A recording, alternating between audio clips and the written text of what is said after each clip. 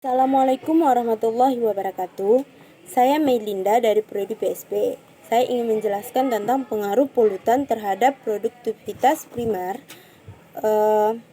yang MK ekologi perairan.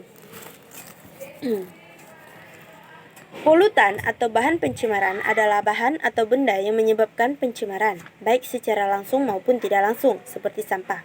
Produktivitas primer adalah laju penyimpanan energi radiasi matahari oleh organisme produsen dalam bentuk bahan organik melalui proses fotosintesis. Organisme produsen di sini adalah fitoplankton, di mana menurut Ordom 1971 dalam tropik level suatu perairan, fitoplankton disebut sebagai produsen utama perairan. Fungsi produktivitas primer dalam suatu ekosistem merupakan suatu sistem di mana satu parameter tidak bisa lepas dari parameter lain. Parameter-parameter tersebut antara lain suhu, salinitas, nutrien, fosfat atau nitrat, kelarutan oksigen, muatan kepadatan tersuspensi atau MPT, keberadaan dan kelimpahan fitoplankton. Produktivitas primer dalam bentuk fitoplankton dianggap salah satu unsur yang penting pada salah satu mata rantai perairan. Plankton-plankton yang ada dalam perairan akan sangat berguna dalam menunjang sumber daya ikan, terutama golongan konsumen primer. Faktor yang mempengaruhi tinggi rendahnya produktivitas primer perairan bisa dibagi menjadi 3, yaitu faktor kimia, fisika, dan biologi. Faktor kimia seperti kandungan fosfat dan nitrat adalah merupakan hara yang penting untuk pertumbuhan dan produktivitas plankton.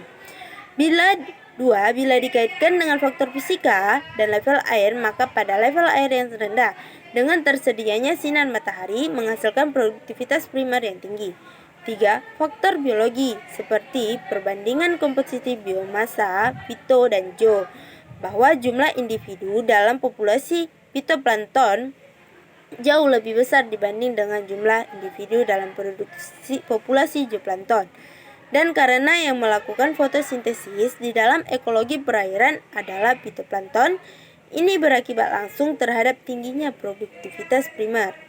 Limbah rumah tangga seperti sampah organik atau sisa-sisa makanan, sampah anorganik, plastik, gelas, kaleng, sampah bahan kimia, deterjen atau batu bara juga berperan besar dalam pencemaran air, baik air di permukaan maupun air tanah.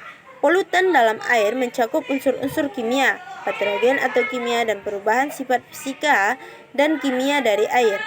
Banyak unsur-unsur kimia merupakan racun yang mencemari air.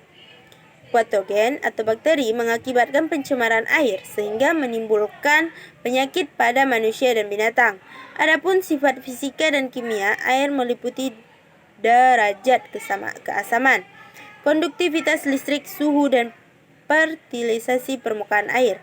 Di negara-negara berkembang seperti Indonesia, pencemaran air merupakan penyebab utama gangguannya kesehatan manusia atau penyakit. Banyak zat pencemaran pada air limbah akan menyebabkan menurunnya kadar